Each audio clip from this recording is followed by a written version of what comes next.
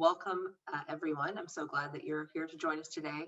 I'm really excited to talk to you about going virtual and the opportunity to make that work for you and your life.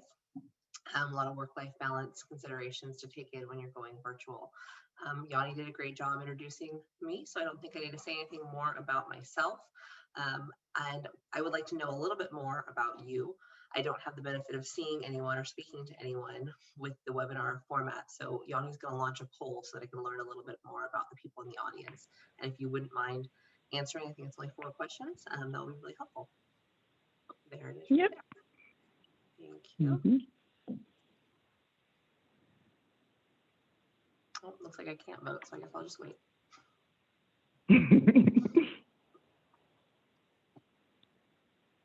Give you guys about 15 more seconds.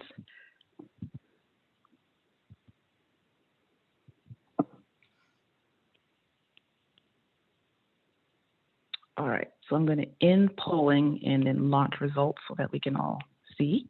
Are you able to see that, Ariel? I am, thank you. Okay, so it looks like most of you, 73% are solos, another 13% in small practice. So I think that's going to be very helpful and very applicable. I'm a solo myself, as I'll talk about when we get started. We have 6% boutique and 8% large firm, 50 to 100. Great, we have a great range. And let's see, do you have to launch the next question separately? Yes, yes. Let me get that up for you right now. Practice, launch polling. All right.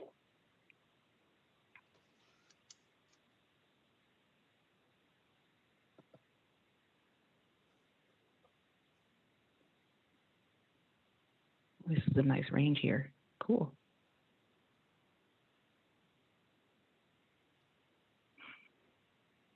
Okay, a few more seconds. Okay, I think everyone's voted who's going to vote in polling. Let me get these results up for you.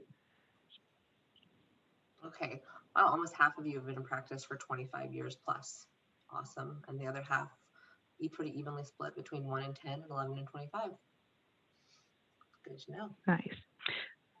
Let's get this third question up. Question 3, 4. Oh, all right.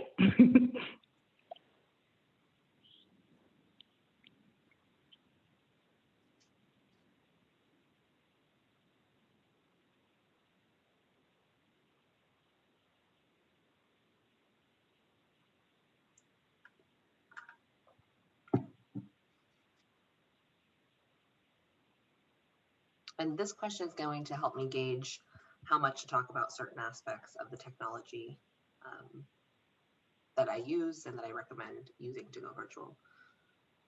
Okay, somewhat experienced. So about 57% of you feel comfortable but wouldn't describe yourself as very experienced.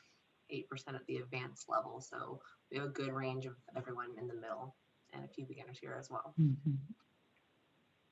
then here's our last question concerning going virtual. All right.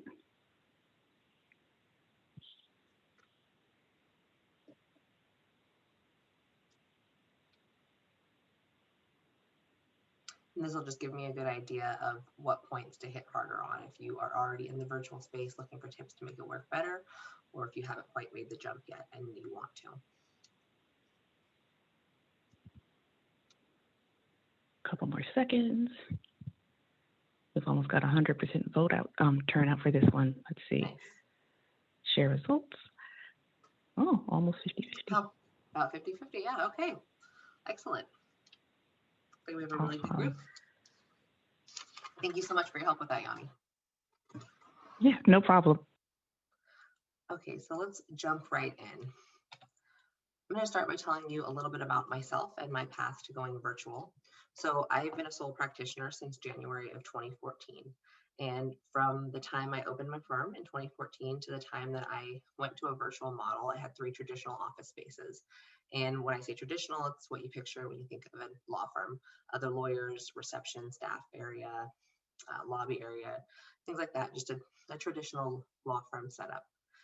And up until I was pregnant and having my first baby, I hadn't really ever considered doing anything different. This is what had worked for me. This is what my colleagues were doing. And I thought it's just the way that law practice needed to be. You had a big formal firm set up and you practiced that way. In with my maternity leave the first time, I was planning on coming back right at the 12-week mark, 8 to 12 weeks being solo. I think 12 weeks was a little bit of a pipe dream, but I was planning on coming back and commuting back and forth still. A month after I had my first baby, I broke my leg in 3 places and required surgery. So this made returning to work much more difficult, as well as figuring out how to have my balance work for me. And I struggled a lot with that in the very beginning. I felt like I was falling behind in motherhood and falling behind in being a business owner. Right now, I am about 36 weeks pregnant and I'm having my second baby in about a month. And with a virtual model that I'm now in, I feel so much more relaxed about it. I feel much more in control. I know how I'm going to handle the baby. Thank you. How I'm going to handle the baby and how I'm going to handle my firm. And the virtual world has really allowed me to have that sense of anxiety taken off my shoulders because I don't have so much of the unknown as I did the first time around. And hopefully I won't break my leg this time. So going back to before I was virtual, I was commuting 30 minutes each way, each day, 5 days a week, out of the house from about 8 to 6:30. And I really couldn't justify leaving the office before 6 p.m. because of traffic. It would take me the same amount of time to get home anyways.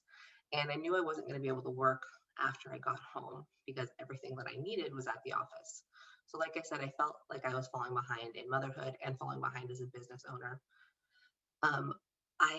These were both things that needed my full attention and they were 30 minutes apart. When I was home, I needed to be home and present because I was away all day with no flexibility and didn't have that time to spend with the baby or with my family. I felt a lot of guilt and obligation to be in the office during the traditional office hours. And I didn't think that I could justify being gone even half the day. I really needed to be there for my clients and for opposing counsel and for everything that came along with it. This led to a lot of unsatisfying downtime during the day. If I had a free 20 minutes in the office, I really had limited options in terms of getting anything personal done or taking a mental health break. There wasn't enough time for errands or to run grocery shopping. Not that I had anywhere to put my groceries anyways, but I did have time to do that. Lunches, if I wasn't having them with a friend, a colleague, or a client, they felt like a waste of time and a waste of money. So I spent most of my time eating lunch at my desk while I was working through the lunch hours. I'm sure many of you do. So like I said, there was a really unsatisfying use of my downtime during the day. And at night, I felt like I had to be home 100% and couldn't focus on work at all. So coming up to December of 2019, my lease was coming up on my office space. And this really led to an opportunity to reevaluate my organizational structure. I call it my Shark Tank moment. There has to be a better way, right? I can't keep doing things like this. I feel completely torn. I feel completely overwhelmed trying to be in both these places at the same time. And I felt very unfulfilled, like I was leaving money on the table with all that travel time. A minimum of an hour travel time each day, I knew I could get so much more done with that time. So I looked into and found a virtual office space at the beginning of 2020. And when I say a virtual office space, this is a space that answer phones, collect my mail, scan me my mail, accept service on my behalf, had conference space I could use on a daily basis if I needed it. I get a certain amount of space each month or a certain amount of time each month, provide drink service to clients. So the whole office experience minus a physical office space where I could actually go and hide out without a timer ticking on my time being there and where I could actually keep my stuff. So I started to ask myself some questions of how I'm going to make this work. Are my clients going to find it strange? So we always meet in a conference space and not in a personalized office. I practice family law. It's a very personal area of law. People liked seeing pictures of my family and seeing some of the art that I had up, things like that humanized me and allowed them to have a connection to me. I was worried if I meet a conference room that's well decorated but not personalized, will that make them feel uncomfortable? How am I going to lug files back and forth? Where's all my stuff going to live? So I worked through these questions, excuse me, and made some slow and steady progress for the first 3 months of 2020. I was getting comfortable making the switch. And when I got it down to commuting about 3 days a week, I thought this is as good as it gets. And I felt good about it. And I got 2 days at home where I could do flex work. And other than that, I was in the conference space and having the traditional meetings with clients. Obviously, March 2020 hit. Everyone had to pivot and adapt very quickly. So I decided to frame this as an opportunity and just take the full leap that I'd been kind of avoiding and make a drastic change.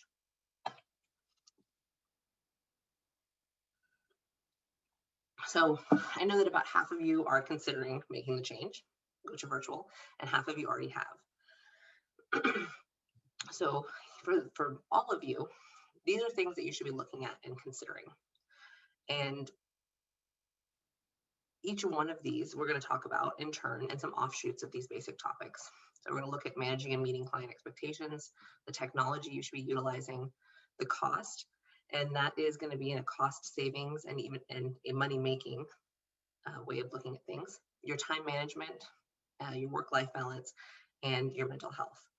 At the end of the presentation, we'll have time for questions and comments. So please feel free to make a note if you have anything that you want to add, and I'd love to hear from you at the end. So managing client expectations is one of the most important aspects of our profession. We do it every day with our clients and their case outcomes, and we need to be as on top of it with our office administration, especially if we're going to be doing things virtually. At this point, with where we are in the pandemic, most people expect that you're not meeting them in person.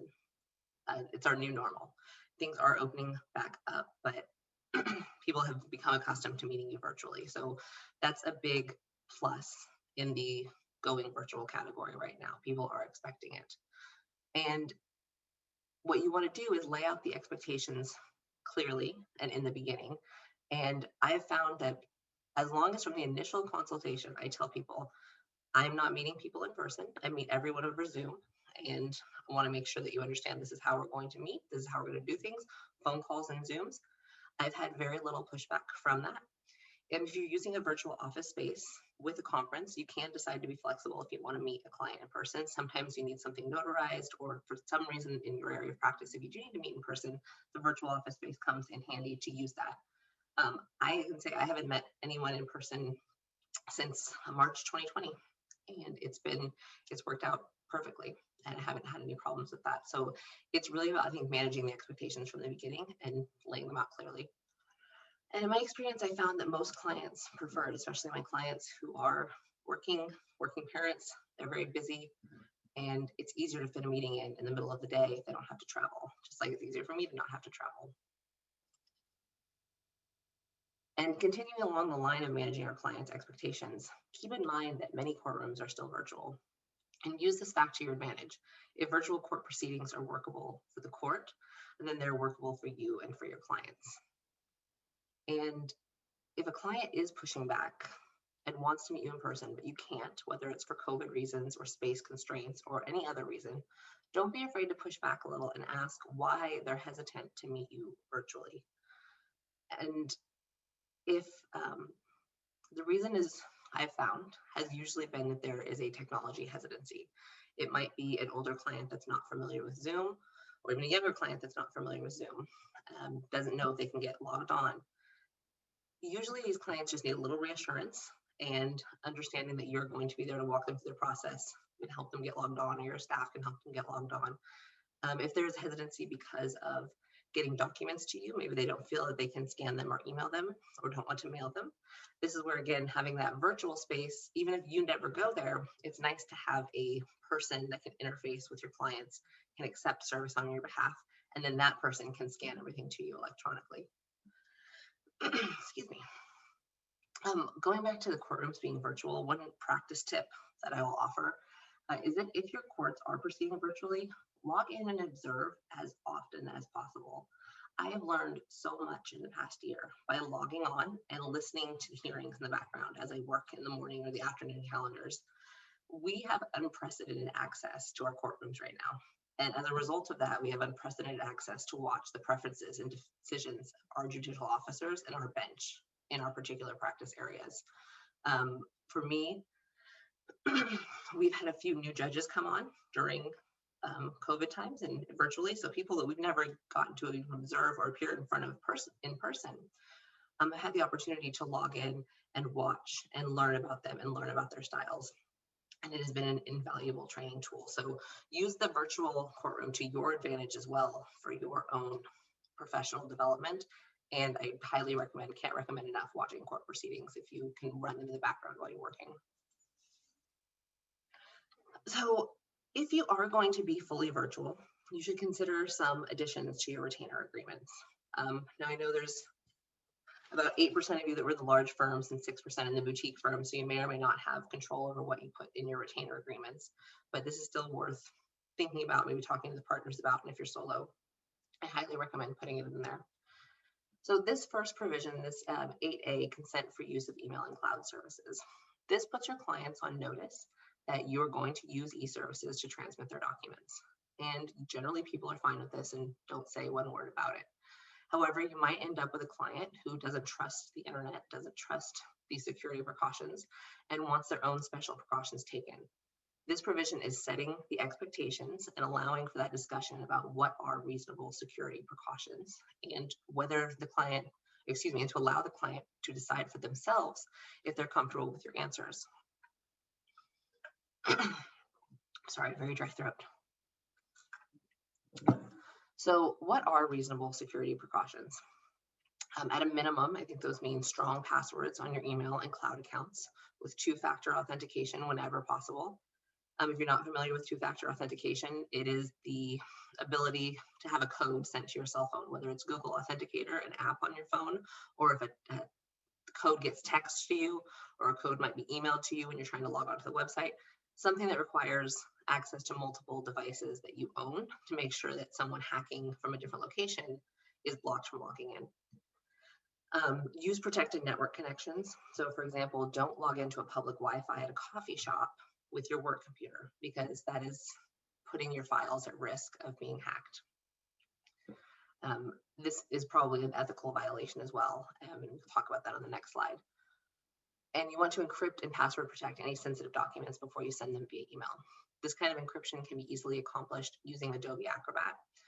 And when you do encrypt and password protect a document and send it via email, send the password to that encrypted document in a separate email. It's your own form of two-factor authentication. So if one email gets intercepted, at least they don't have the password. If they have the password, they don't have the document. Personally, I think electronic transmission of documents is much safer than traditional mail or fax. In traditional mail, multiple people are touching the documents, and there's opportunity for those envelopes to go missing or to be opened. And with fax machines, I find have no security. The papers are just sitting there and could be accessed by anyone. So I mentioned the example about accessing your confidential files in a coffee shop on an open Wi-Fi network. How do we determine if that would be an ethical violation? The standard is looking at reasonableness under the circumstances, and keeping in mind this is an evolving standard. As technology evolves, the courts take a little longer to catch up with. The courts have a recurring theme, however, in their opinions that are dealing with this issue, and that is that attorney need not be a technology expert, but must have a duty, or has a duty to have a basic understanding of technology and its protections. And this is similar to the duty of competency. If you don't know it, then learn it. And if you don't want to learn it, then find a third party who possesses the necessary technology. So here we have an information technology consultant. Find someone that can educate you on how to keep things protected. Going back to the retainer agreement provisions, 8B, paperless office. So running a paperless office is really a hallmark of going virtual. It saves space. It allows your work to be portable and easily accessible. And at this point, all my current files are digital, and it's so easy to access them. They live on forever in my cloud. I can search them. I can send them. I've had clients email me from years ago asking for a certain document. I'm able to get it to them that afternoon. Whereas my older clients, from when I first started, their files exist in boxes. And those files exist in storages that I have to order down, and it takes much longer to get their files. So instead of getting it that afternoon or the next day, they're looking at a couple-week turnaround because it wasn't digitized and they exist in boxes. So electronic files, like I said, they're a breeze to access and they live on forever. This provision is letting your client know that you can provide a copy of the paperless file at the end of the representation, as well as any hard files that you do have, because realistically our courts are not paperless as much as we may want to be, and I'll get into that a little bit later. 8C, the electronic receipt of invoices. I highly recommend utilizing your practice management software to send your invoices out. It saves so much time. I don't know if anyone is still sending them out by paper, but that is a very inefficient and a time suck. This managing their expectations, letting clients know that you send them out electronically, is going to save you so much time, and it can be automated through your practice management software. Oh, and circling back to the paperless office point, you really want to invest in a workable and well-organized file system to make this work. That's the second part of being paperless. You don't just want everything to live on your drive. You really need to pick a file name format, stick with that, organize your files in a way that they're going to be easily accessible. So for example, my file format, I do the date with the year leading, so that when I organize my name, I have the newest stuff on the top, put the client last name, the document name, and the version number. And that way I have all my versions in a row, and I can access the newest one whenever I need it. So moving on to creating our space, you need to have a dedicated home office space. And when you're looking at where you can fit this in, be honest with yourself. How much space do you need to be productive? And how much space can you spare in your home? So there might be a discrepancy there. You might need a huge space, but not have a huge space. Figure out somewhere that you can really make a dedicated office space. And if you can help it, don't make it multi-use. I discourage multi-use spaces for several reasons. And one is the inability to write it off of your taxes if it's multi-use. So that's an IRS reason, and I'll have more on that a little bit later. And another is from a balance perspective. This is a workspace. Try not to be in the space if you aren't working.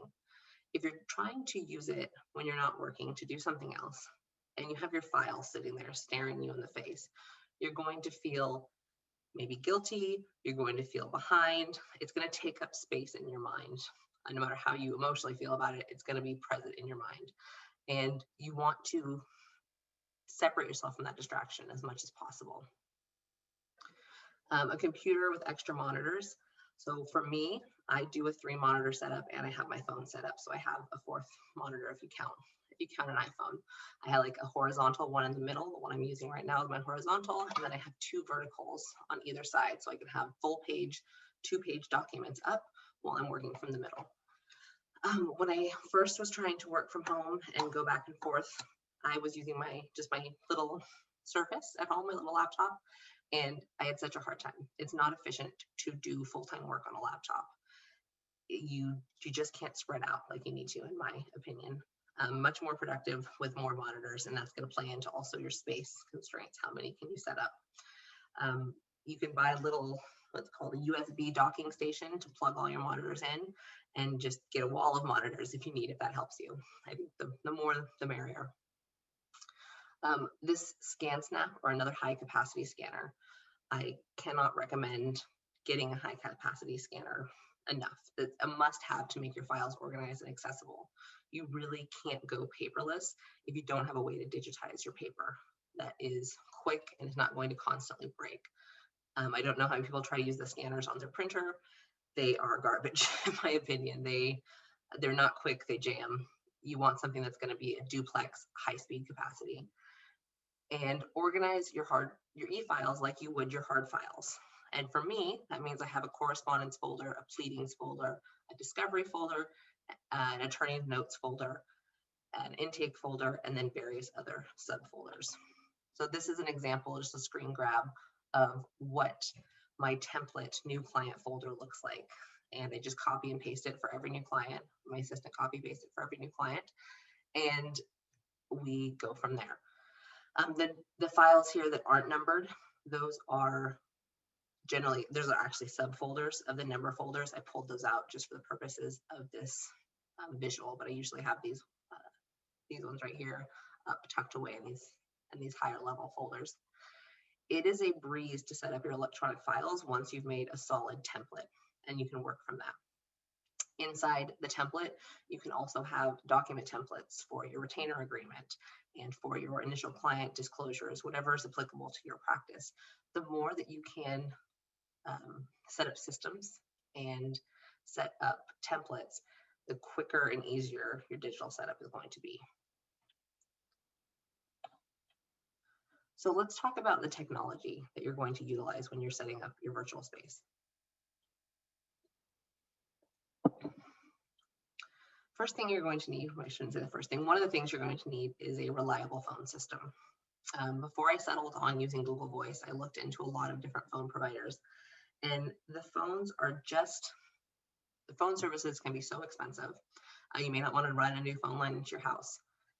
And I found that Google Voice just really bridged that gap well for me. It gives you a phone number that rings to your cell phone that you can turn off whenever you don't want to have your phone on, going back to the separating your work and personal life. You can text your clients from it using your personal cell phone without giving them your cell phone number. And Google Voice makes transcripts of all of your voicemails and emails them to you. So you have the ability to read your voicemails in your email, which is very, very helpful. Nearly any task that previously needed to be accomplished face-to-face can be accomplished digitally with the right technology setup. And your virtual setup is going to fail or succeed based on the technology that you're using. So to that end, Zoom, obviously we're all on Zoom right now. I think everyone has gotten very accustomed to Zoom.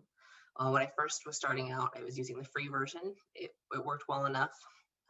The 40-minute limit became untenable, so it's not a very expensive subscription. If you are solo or small firm, I recommend getting it. I'm sure the larger firm folks already have it, but it's a worthwhile subscription to pay for to be in charge of the meeting and to have host capabilities for the meeting. DocuSign is very necessary, or some other electronic signature platform, because you don't want to have to mail documents back and forth. That was one of the things that I think kept people from going virtual for a long time, is the need of wet signatures and how do I get these documents signed? I'm going to add an extra week and a half to getting signatures. Well, DocuSign is taking that all out for us. Make sure that you check your local rules regarding electronic signatures. For my jurisdiction, all I need to do is add fax signature, California Rules of Court, CRC 2.305 next to the signature line. And I just printed up little small Avery labels and stick those on there. You can also put it in Adobe, we'll talk about in a second. But by putting that language on there, it makes the fax or electronic signature just as valid as a wet signature, and there's no issues that I have to deal with the court. So speaking of Adobe, I recommend getting an Adobe Acrobat DC subscription. It really is a must-have for creation of electronic trial binders. It gives you the ability to organize and edit your PDFs, and it's just a huge time saver. You can get signatures in Adobe as well as DocuSign. I admit I just started using DocuSign first, and once I get to know how to use something, I like to stick with it, so having 2 subscriptions for me is worth it. In Adobe, one of the really cool features that they have is the ability to find and redact. So if you have voluminous financial documents, for example, tax returns, and you need to take social security numbers off quickly, you can just do a find and redact, search it, and within a matter of minutes, it will redact on its own the social security numbers or whatever other sensitive information you need redacted. This saves you or your support staff so much time. Practice management software. So that is a must-have.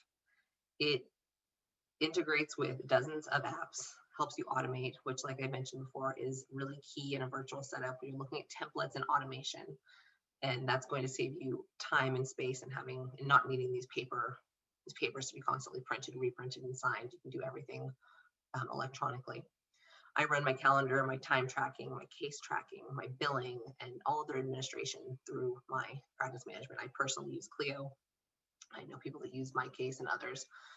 Find one that you're comfortable with and really utilize their customer service as well. These programs can be daunting to use because there are so many features, but it's been my experience that if you just reach out and say that you need training on them, they'll give you the training, and it's well worth the investment of time.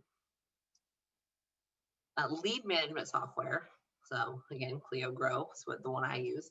That is very helpful to keep your potential clients organized and organize your pipeline so you can see what business you have coming into the firm in the near or far future. Again, the practice management software is going to manage your current cases. The lead management software is going to manage your potential cases. And cloud services are another must to use. And I think that this integrates in. I saw a question here. I know I'm taking questions at the end, but I wanted to address Brian's question. What do you do about backing up and having a second level of backup? I am afraid to back up on the internet. So I don't know why you're afraid to back up on the internet, if it's a security thing or that you don't trust the servers, but I would recommend you can do a physical hard drive backup, certainly, and you can run a backup the end of every Friday, say. Have it set into your calendar, into your time blocking to run it every Friday on a physical backup. But also, if it's not that you just fundamentally don't trust these cloud services, use one of them to put your other backup on. If you do fundamentally distrust the cloud services, then that virtual may not be the best setup, but it's a good way to have a primary backup, and then with your hard drive being a a secondary backup, a physical backup. OneDrive, Dropbox, Google, there is a million of them. I recommend picking one and using it as your primary service for your case management. So for example, I use OneDrive because it integrates with Clio and it integrates with all my Office Suite software. That's where I store all of my case related and firm related documents on. However, I also pay for a Dropbox subscription and a Google subscription because I serve on a number of boards and organizations, and not everyone uses OneDrive. A lot of the boards use Dropbox or Google, and it's very useful to have expanded storage access on those as well. These things are very affordable. It's just a couple dollars a month to have a very large amount of storage, and it's very convenient to have access to all of these different storage opportunities. And one I didn't put on here that I should have put on here is something like LastPass, a password organization service to keep all of your passwords in line, because once you start having all of these different services, it can be confusing and hard to keep all of your passwords straight.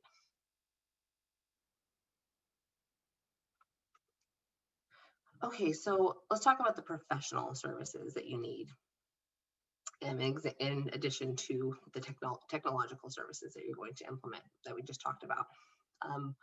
The virtual space, which I already mentioned, mail service, phones answered, and conference space available as needed.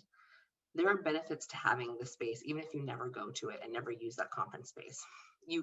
It's an appearance of professionalism. These are generally very nice high-rise buildings, and clients feel good to walk in and have a nice place to drop things off to you. You avoid giving out your home address, which as a family law practitioner is number one safety concern. I would never give my home address to anyone to serve me documents. Same I imagine for criminal practice. You want to make sure you have that second layer without it being a PO box, since you do need a physical service address. And with them accepting your mail and service and your phones, you get kind of pseudo staff without paying additional for these staffing needs. Now, I know I just talked about Google Voice, and now I'm saying they answer my phones as well. They answer my phone number. I have two phone numbers. One of them is what I use on my marketing and for new clients and things like that. That phone number is answered by a live receptionist that's run through my virtual office space. It's very convenient. They call me, they tell me who it is, and I can give whatever message I want to be relayed. If I don't answer, they handle it and put it through to my voicemail. So anyone calling my firm for the first time gets to talk to a live person and have their needs met and answered immediately.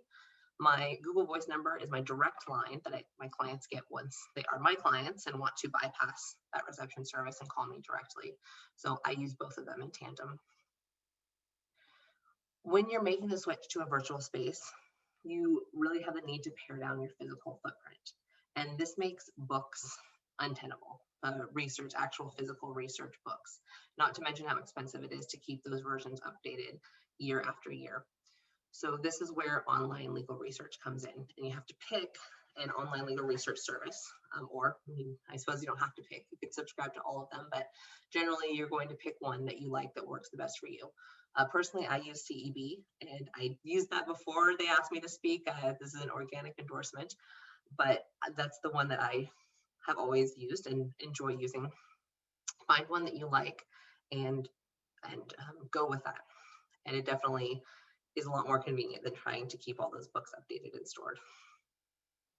You want to have a credit card processing service. Obviously, if you can't collect money, you can't be working. And again, this is more the small firm and solo folks. The big firm people, I imagine, have a department that handles this. But if you're the one that's handling collecting money, you don't want to need to wait for checks to go to your virtual space, then be forwarded to your space, and then have to wait to start the work until you actually have that money in hand. Credit card processing just speeds everything up, secured payment, everyone's covered. I personally use LawPay. When I started, LawPay was the only service that allowed you to deposit into your retainer agreement and withdraw charges from your IOLTA, or excuse me, from your operating, not from your IOLTA. They deposit to your IOLTA, they withdraw from your operating. There may be other services now that keep those two things separate. When I started, it was LawPay, so it'll be LawPay till I die. It's easier than changing services. It also integrates with Clio. So there are cost-saving and money-making opportunities associated with going virtual. First, you have a lower monthly overhead. I estimate the virtual office space can be as low as 10 to 20% of the cost of traditional office space. And you are not having daily lunches out. You're not spending money on gas. You're not commuting.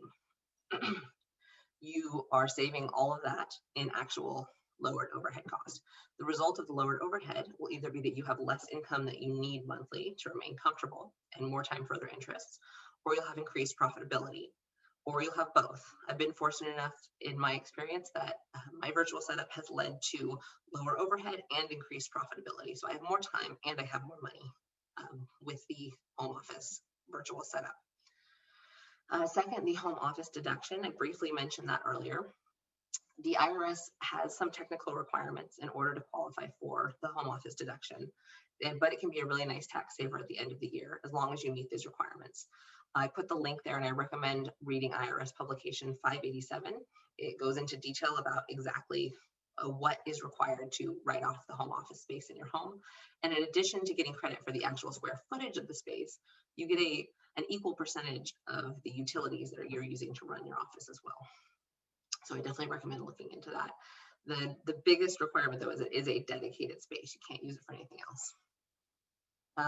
So number 3 is moving into the money-making opportunities, eliminating geographic barriers to get into new markets. We're all barred in California, I'm assuming, which means we can practice in any California court we want. Some people don't feel comfortable doing that. I don't really practice outside my practice courts areas unless I have a compelling reason to do so, but I can now if I wanted to. There is the ability to go and make a court appearance in LA because everything's virtual, or I'm in Northern California, which is why the LA court example. But also beyond just going to court in other jurisdictions, you can do document preparation for clients that are a couple hours away and that maybe never would have come to you otherwise. So if you have a case for me in family law, if I have a prenup of someone that lives in Bakersfield that needs a prenup done, I can now help that client. Whereas before I would have told them no because I didn't have the structure in place to meet with someone virtually. And I would have said, I need you to come in person. It doesn't work. Now I don't have that limit and I can prepare documents for people all over the state. And finally, if you're hiring staff or hiring attorneys, you have a larger talent pool to work from. You're not just looking in your home jurisdiction. There is pre-work to do if you're going to have remote staff. You need to set up a strong foundation for your own virtual workspace, and that'll give you an idea of how to set up your staff. And that's going to involve buying them the required technology and security precautions that you need to put into place for them. But it can definitely be worth it once you get that infrastructure put in place. Ready on time? Okay. So time recapture. The commuting can be nearly eliminated with a virtual setup. And I know in the Bay Area and probably all over California, commuting is such a time suck for everyone. You just spend so much time in the car and you really can't get that time back or do too much that's profitable while you're in the car. Maybe you can have some phone calls, but you're not able to take notes. In eliminating that travel time really allows you to reallocate it throughout the day. I am a fan of taking small breaks throughout the workday to kind of reset your mind and have little mental health breaks. I have here to take a lunch break to check in with your family, run errands, take a walk. Personally, I like to take small 5 to 10 minute breaks throughout the day. I check in with my toddler son. He's watched in my house 3 days a week, and that allows me to pop out of my office when I get off of a meeting or a call, go see him, go have a little interaction time with him so we get to see each other. It's good for both of us. I get to lessen my mom guilt. He knows that I'm here. He knows I'm only a moment away. He knows right where mama's office is and that mama's in here. And it reduces my anxiety because if something happens, again, I'm right here. So I think it gives us both some peace of mind and allows me to focus on work. Now, I admit it can be a little bit distracting. He is 2, so running around and making noise, there certainly can be distractions that I have to work around. And that's why 2 days a week, I have him watched outside of the home. And I really try to structure my schedule so that anything that I need to do where I can't be interrupted, if there is a meeting that's going to be very long where I will not have time to come out, and I think that's going to stress him out potentially, or if there's something that requires deep work that I need to make sure I have full focus and I'm not hearing all these background noises, I schedule for the 2 days a week that he's going to be outside of the house. Today, for example, he's being watched outside of the house just to make sure I don't have a naked toddler run through and talk to me about his adventures in potty training and have him end up on YouTube. It's all about the flexibility to figure out what works for you and what works for your schedule. And that's the beauty of the virtual setup, right? The flexibility that's tailored to you and your needs. This goes beyond just if you have kids or not. If you're a working mom of a young baby, there's a benefit of reducing the need for you to pump at work at the office. You can go out and you can breastfeed the baby and not need to take up all that extra time and energy carrying pumping things around. If you are into working out, you can get a workout in the middle of the day and potentially not need to shower and put your suit back on if you have an afternoon of just drafting. You can make work for you, fit in your doctor's appointments, fit in your grocery shopping. It's very flexible. And focus on your family and your responsibilities. So, for example, I check my emails in the morning before my son gets up. I schedule out my day. Then I get up. I can have breakfast with him. I can play with him. I'm at my desk by 8:30 because I have no commute time. And I do my best to stop working by 4 or 5 to see him, have dinner, put him to bed, and then I can come back and work a couple hours after work on documents. Now, it does make my workday longer if you look at how many hours it spreads out, but I am having a more satisfying use of my day by breaking it up between personal and professional obligations. Now, this is all, of course, within the confines of being a litigator. I am a litigator, and there is a certain schedule that comes along with that. So there are deadlines, there are court dates, things that I can't be flexible around, and days that I can't that I can't make my schedule flexible or to my convenience, that I just don't have that flexibility that day. But on balance, I really have more flexibility than not. And you want to look at the holistic picture. And this really comes down to time management. And you have to have the internal accountability to work from home and work in a virtual world. And if you're solo, it's up to you. And you probably already have a lot of that makes you get up and go to work every day without having a boss. If you work for a firm, it's important to know what your boss expects of you. There's certain hours that you need to be available, that you cannot have flexibility. And just like managing client expectations, manage your boss's expectations and let them be very clear about what certain times you need to be available and where the flexibility lies for you to make some of those accommodations for your virtual setup. If you don't control your schedule, it's going to control you, and you really need to figure out a way to make the best of it. A technique that I really like using is time blocking, and it's a productivity technique where you divide the day into blocks of time and dedicate those blocks to specific tasks. So, for example, this example here I have is emails, working and checking them 2 times a day for 30 minutes each session that you're checking emails. In my opinion, email is one of the biggest time sucks there is. It's also one of the most convenient tools that we have to communicate with each other, but it's so tempting to respond right away. And one of my biggest problems was I would have my email up and running all the time, and I could be working on a document. And if I hear my email come up and glance over and see something interesting on a case or something bad that just happened on a case, I want to take my focus away from what I'm doing and respond to that email immediately. Emails rarely need to be responded to immediately. There is very, very rarely something that can't wait a couple of hours. And by allowing it to wait, you're really honing in your productivity and focusing on what you were already working on. I included this quote here from the author of Deep Work because I really I believe in it, that a 40-hour time-blocked work week can have the same output of a 60-hour work week that does not have structure. This is an example of a time blocking technique. And instead of pivoting all day throughout the day on working on completely different things and turning your attention back and forth, the basic idea is that you just time block and you use certain periods of time to do your certain different activities. And you can fit in the time blocking of seeing your children, seeing your pets, running your errands, doing your grocery shopping, working out, whatever it is that you like to do or want to do, fit in there in your time blocking and don't have any guilt about it. And know that when you have it blocked out, that's when you're doing that thing. There are lifestyle adjustments that come with working in a virtual space. And it really comes into checking in with yourself and knowing what you need and to have that internal accountability. You need to recognize how much structure you need to do well. I can't tell you how much structure you need, but you know, if you look at yourself with an unbiased eye and figure out what you need to do well. Keep the designated work hours that fit your schedule.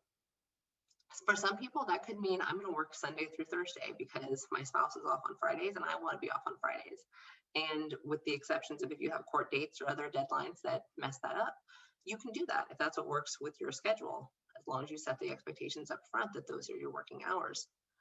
Really try to keep your work in your dedicated workspace and don't let it take over your home. When you're off, be off.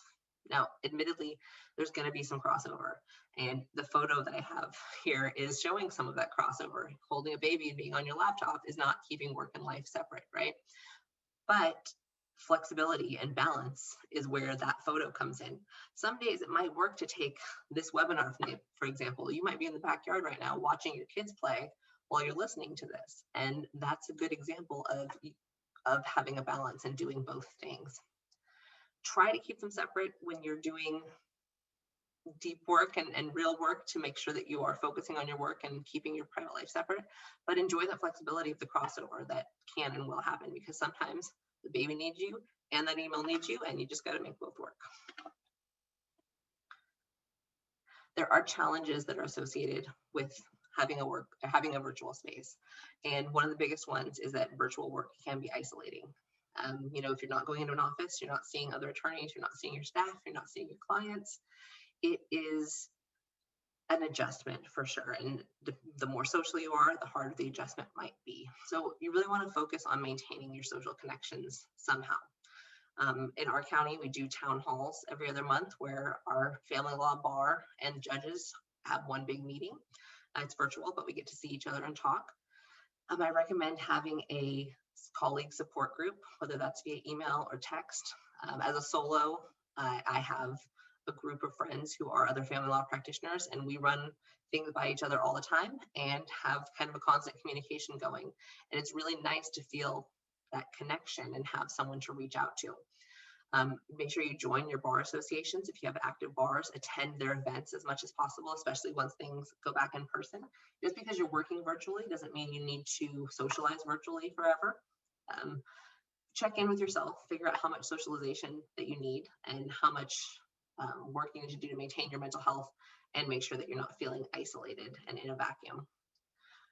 Know your limitations and your needs and customize a system that works for you. That is the entire purpose of doing this. It is to find that there's got to be a better way. There is a way to work in your full capacity, be a zealous advocate, and have a profitable practice, and also have a full and fulfilling life with your family. You really just have to find the way that works best for you to merge the two. I think I already mentioned this, to check in with your mental health and be very realistic about your needs. So looks like that brings us to the end here. And I think we have a few questions. I'd love to pop those up. And Yanni, do you want to go ahead and read them and I can answer them? Yep. So we've got one from Brian who asked if there's a particular provider of offsite backup you recommend. So for the offsite backup, do you mean for, well, I guess he can't answer this. I was thinking for paper or for digital, but for paper, if you want to store old paper files, Iron Mountain is the one that I'm familiar with.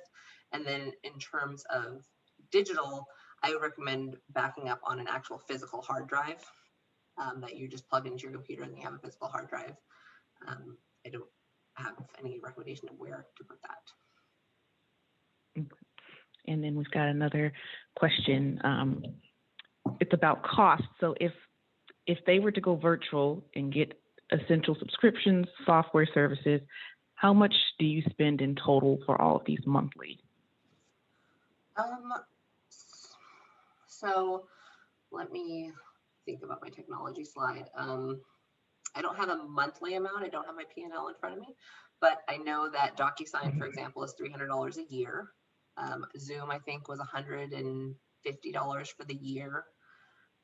My OneDrive is maybe $4 a month. There is, let's see, what are the other most expensive ones? Honestly, my most expensive thing that I use is my Essential Forms subscription. And that's something I have to have whether I'm virtual or not.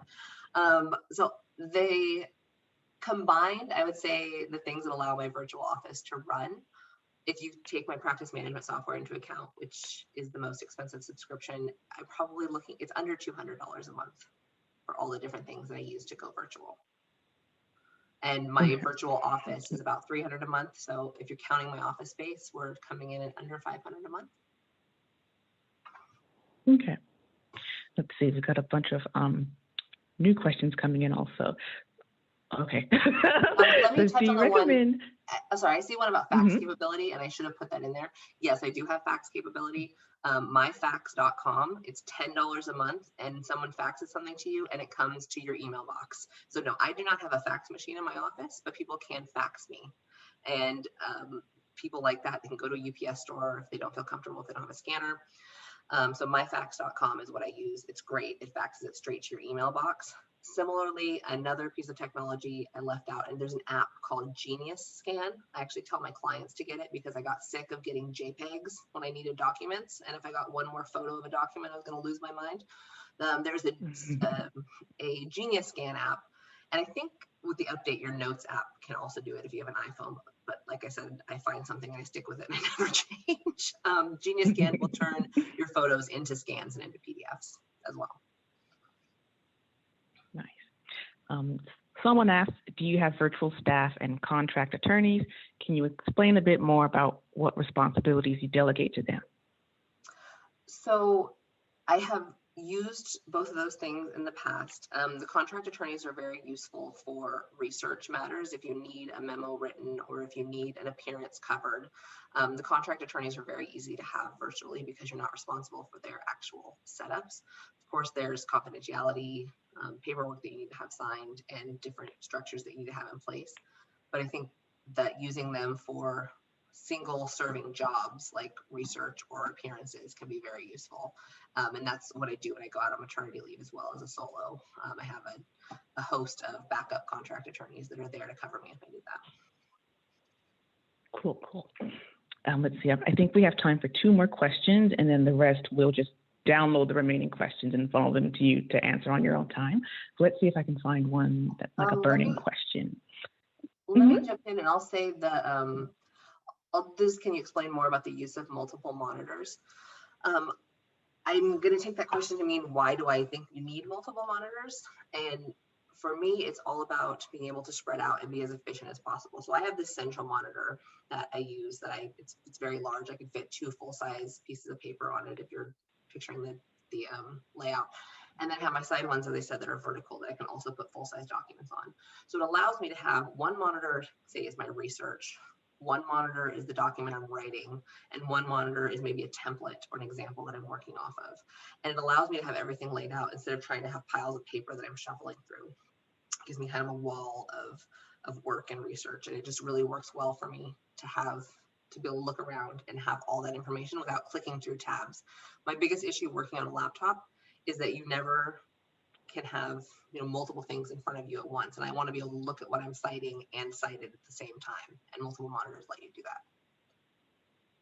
I have 3 monitors plus my iPhone set up. So I have a central one on each side, and then I have a wireless charging station for my phone that sits up, and that's kind of how I run if I have chats going on or something like that.